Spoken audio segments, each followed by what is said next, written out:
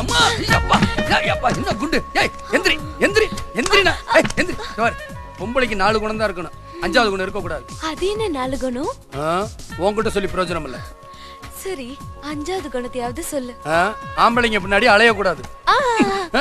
நான் என்ன பண்றது கஜேந்திரா? கெட்ட கெட்ட கனவெல்லாம் வருது. கண்ணு ரெண்டும் நெருப்பு மாதிரி கொதிக்குது. கஜேந்திராவை கட்டி புடின்னு மனசெல்லாம் துடிக்குது. நீ எதுக்கும் ஒரு தங்க தாலி வாங்கி தயாரா வச்சுக்கோ. ஐயோ முத்தி போச்சுடா அப்பா.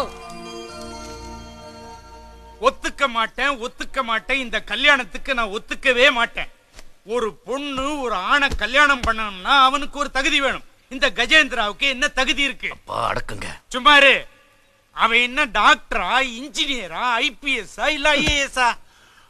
படிப்பா முக்கியம் சம்பந்தி. அட படிப்புல ஒண்ணு இல்லனாலும் பதவியில இருக்கணும்ல. அவன் என்ன எம்எல்ஏவா, எம்பியா இல்ல மினிஸ்டரா? சரி சும்மா கிடக்குற சண்டை ஊதி கெடுக்காதீங்கப்பா. அவளை கெடுத்துரு சும்மாரா. மாமா ஐயோ என் பேத்திய கஜேந்திரா கட்டிக்கிறதுனால இந்த வீட்டுல பங்கு கிடைக்குமா, இந்த சொத்துல பங்கு கிடைக்குமா, இல்ல தோட்டம் துறவுல பங்கு கிடைக்குமா? சரி நறுக்குன்னு ஒரு கேள்வி கேக்குறேன். அவன் பெத்த புள்ளையா இல்ல தத்து புள்ளையா? சொல்லுங்க சம்பந்தி. வீட்டோட சம்பந்தியா இது வரைக்கும் நீங்க எந்த நல்லதும் செஞ்சதில்ல. ஃபர்ஸ்ட் டைம் பண்ணிருக்கீங்க. கஜேந்திராவை தத்தெடுக்கணுங்கிற ஐடியாவே எனக்கு வரல. ஒரு நல்ல ஐடியா கொடுத்திருக்கீங்க. தேங்க்ஸ். கஜேந்திராவை நான் தத்தெடுக்க போறேன். சூப்பர் தாத்தா.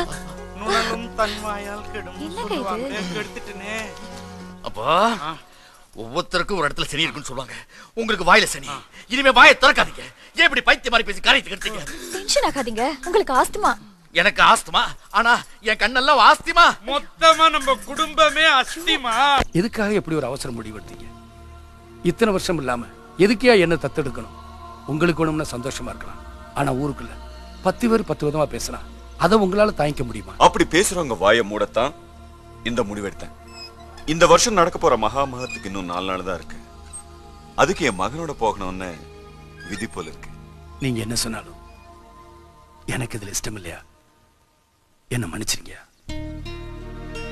உனக்கு இஷ்டம் இல்லைன்னா வற்புறுத்துறதுல எந்த பிரயோஜனம் இல்லை. ஆனா நான் செத்த பிறகு உன் கையால கொள்ளி வைக்கணும்னு ஆசைப்படுறேன்.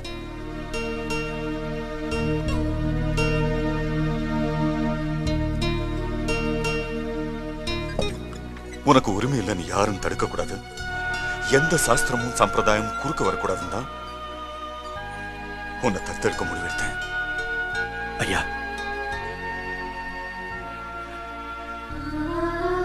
உங்க மனசுல இப்படி ஒரு நினைப்பு இருக்குன்னு தெரியாம பேசிட்டேன். என்ன மன்னிச்சிருங்க. உங்க இஷ்டம் போல செஞ்சுங்க.